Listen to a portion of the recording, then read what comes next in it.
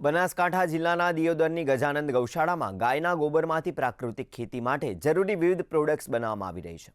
આ પ્રવૃત્તિ દ્વારા ગૌશાળા સ્વરોજગારી અને પર્યાવરણ જાળવણીના ક્ષેત્રે નવી રાહ ચીંધી રહી છે। મકર સંક્રાંતિના પવિત્ર પર્વ નિમિત્તે અહીં પૂજ્ય શ્રી મુકુંદ પ્રસાદ મહારાજની અધ્યક્ષતામાં શ્રીમદ ગૌ ભગવત સત્સંગ કથાનું પણ ભવ્ય આયોજન કરવામાં આવ્યું છે અને ભક્તિમય વાતાવરણ વચ્ચે ખેડૂતોને સમૃદ્ધ બનાવવાના ઉદ્દેશ્ય સાથે 2 કલાકનો પ્રાકૃતિક ખેતી સેમિનાર પણ આયોજિત કરાયો હતો। શ્રી ગજાનંદ ગૌશાળા માત્ર પશુપાલન પૂરતી સીમિત ન રહેતા આત્મનિર્ભરતાનું શ્રેષ્ઠ ઉદાહરણ પૂરું પાડી રહી છે। ખાતર, રોક ફોસ્ફેટ, બેન્ટોનેટ, લિગ્નાઇટ અને હ્યુમિકનું એવા 7 તત્વો છે, એમનું અંદર મિશ્રણ કરેલું છે। એમાં હ્યુમિક છે અને આપણે આ જે ખાતર છે છાણિયું ખાતર એને આપણે કમ્પોઝ કરી અને બેગ બનાવીએ છીએ।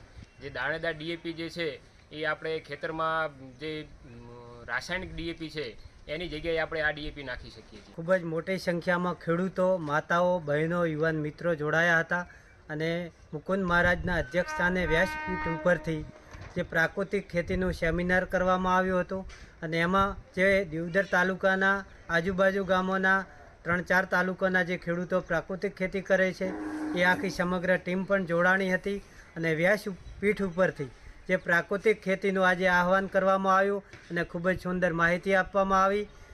જેવી જ રીતે પ્રાકૃતિક ખેતી માટે ગૌ આધારિત ખેતી માટે જે ખાતરની ઉપયોગ જરૂર પડે છે એ ગજાનંદ ગૌશાળા ખાતે એનો પ્લાન્ટ પણ નાખવામાં આવ્યો છે।